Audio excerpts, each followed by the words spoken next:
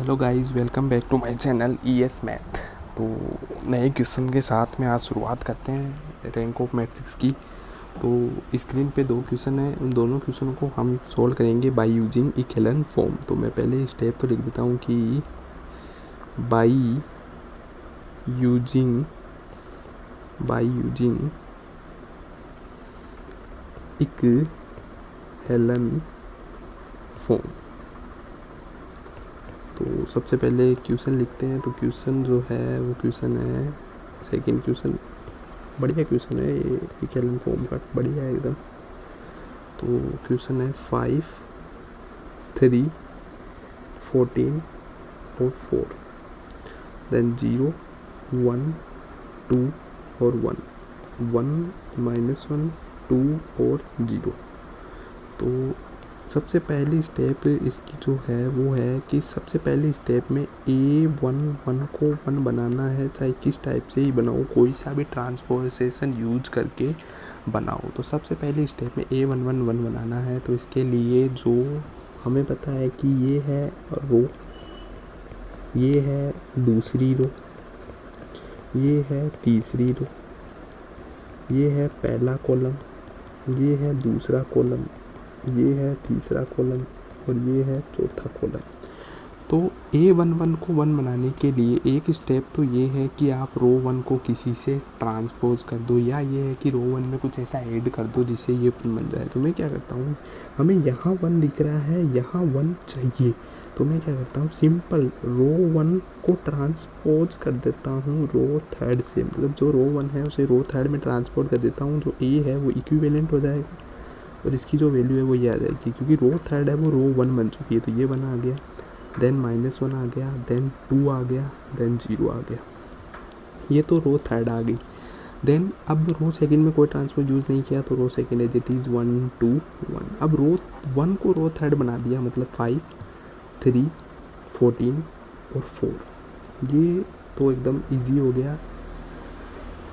अब सिंपल ए रो 1 के नीचे जो होता है, रो 1 के जो नीचे होता है, मतलब ये 1 है, उसके नीचे एलिमेंट जो है वो 0 हो जानी चाहिए, मतलब इसी की रो के नीचे एलिमेंट 0। तो रो सेकंड तो 0 ही है।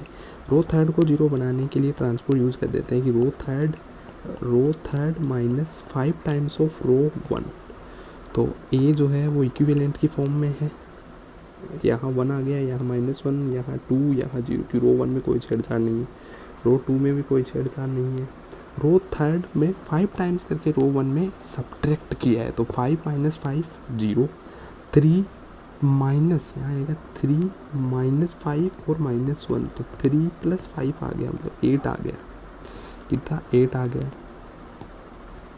सॉरी ये क्या आ गया, ये नया नया यूज कर रहे हैं यार। हाँ ठीक है।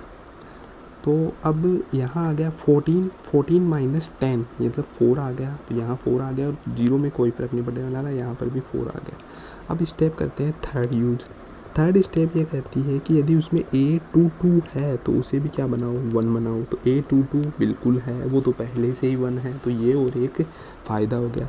चौथी स्टेप ये कहती है कि A22 के नीचे जितने भी एलिमेंट है, जैसे A22 के नीचे कौन है, A32, उसे 0 बनाने की कोशिश करो। तो इसे 0 बनाने के लिए रो थर्ड में ट्रांसपोज यूज कर देंगे, row third -2 times of row, 2 times नहीं 8 टाइम्स ऑफ रो सेकंड। तो ए जो है वो इक्विवेलेंट की फॉर्म में होता है, 1 -1 2 0, ये हो गया 0, ये हो गया 1, ये हो गया 2, ये आ गया 1। रो थर्ड ये से कोई फर्क नहीं पड़ेगा, 8 - 8 0, 4 -16, 4 -16 जो है, यहाँ 4 आ गया, -16 आ गया, मतलब -12 है, और 4 -8 -4, तो ये आ गया इसमें। तो अब हम अगर इसमें देखेंगे तो नंबर ऑफ, अब A33 इसमें है, लेकिन A33 के नीचे एलिमेंट नहीं है, तो हम A33 को 1 नहीं बनाएंगे। तो अभी आप कितनी भी कोशिश कर लो, ये जो है वो लास्ट यही आ गया। तो अब ये रिड्यूस हो गया by in equivalent form, reduce in equivalent form. तो सिंपल अपन लिख देते हैं कि the rank of matrix is equal to the number of non zero rose, non zero रोज, तो नॉन जीरो रो 1 2 3 तीनों नॉन जीरो है, तो मतलब रैंक ऑफ मैट्रिक्स ए जो है वो किसके इक्वल है, 2 के इक्वल है। अरे सॉरी 3, क्योंकि 3 इसमें नॉन जीरो रो है, तो रैंक ऑफ मैट्रिक्स कितनी किसके इक्वल आ गया, 3 के इक्वल आ गया। दूसरा क्वेश्चन देखते हैं इसी का ही। दूसरा क्वेश्चन जो बोला है इसे मैंने डायरेक्ट मैट्रिक्स ए लेट कर लिया। क्वेश्चन जो है वो ये है 1 3 4 3 1 3 4 3 1 3 4 3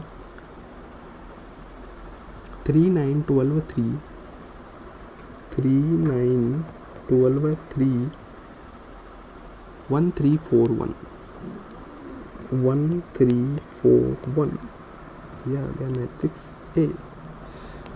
अपना ब्लू कलर आंसर। सबसे पहली स्टेप इसमें भी बहुत ही अच्छी काम है। सबसे पहली स्टेप इसमें भी अपनी करके दी हुई है। A11 पहले से ही है।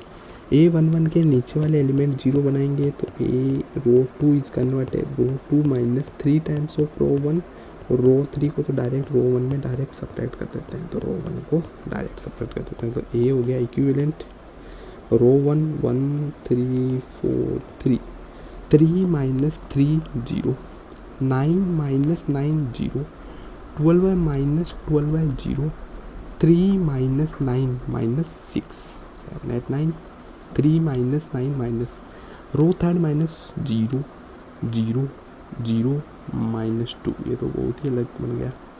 अब ये हो गया अपना row 2 is converted row 2 minus 3 times of R1 and row 3 is converted row 3 minus row 1। अब हम इसे सॉल्व करेंगे थोड़ा बहुत, तो इसमें हम आगे देखेंगे। तो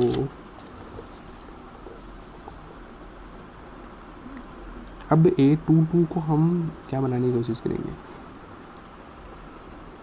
1 बनाने की कोशिश करेंगे। तो 1 3 4 3 ये हो गया बिल्कुल।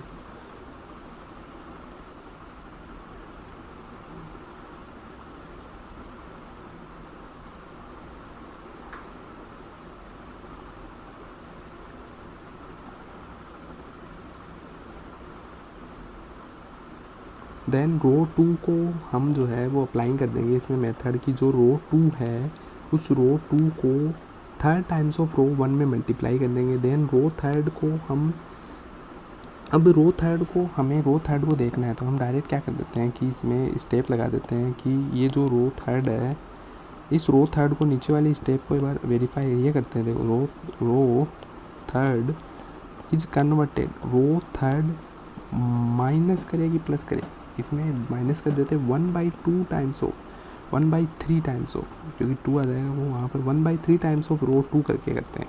तो ऐसे करेंगे तो करना ए इक्विवेलेंट, यहाँ रो 1 में कोई चेंज नहीं है 1 3 4 3, देन 0 0 0 माइनस 6, देन 0 0 0। यहाँ देखेंगे ये है -3, ये है -1/3 इंटू -6, तो ये आ गया 2, ये आ गया 2 + 2 मतलब 0।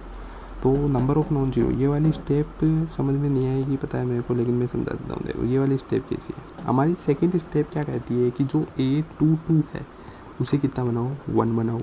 तो A22 को 1 बनाने के लिए मैं क्या करता हूँ कि यहाँ पर 0 है, हमें यहाँ पर कोई नंबर चाहिए या 1 टाइप का कुछ चाहिए। तो इसके लिए सिंपल सा ये वाली स्टेप लगा दी कि इसके नीचे वाले एलिमेंट जो है वो 0 कर दिया। तो नीचे वाले एलिमेंट 0 तभी होंगे जब -2 और ये जो -6 है इन दोनों को क्या करेंगे ऐड करके 0 आ जाएगा, तो ये स्टेप बन जाएगी। तो अब ये पूरा एलिमेंट जो है वो 0 की फॉर्म में चला गया। तो सिंपल अब लिख देंगे कि रैंक ऑफ मैट्रिक्स ए जो है वो कितना आ गया, 2। क्योंकि कैसे लिखा है हमने लिख दिया डायरेक्ट, बोल दिया कि number of non zero rows, number of non zero row. तो number of non zero row 2 आ गई, तो इस मैट्रिक्स की रैंक सिंपल 2 आ गई। तो ये एकदम इजी सा मेथड है, इक्विवेलेंट फॉर्म, बढ़िया क्वेश्चन बनते हैं इससे। तो मिलते हैं अपनी नेक्स्ट वीडियो में, जिससे पहले आप keep planning and keep supporting करते रहो। Okay guys, bye bye.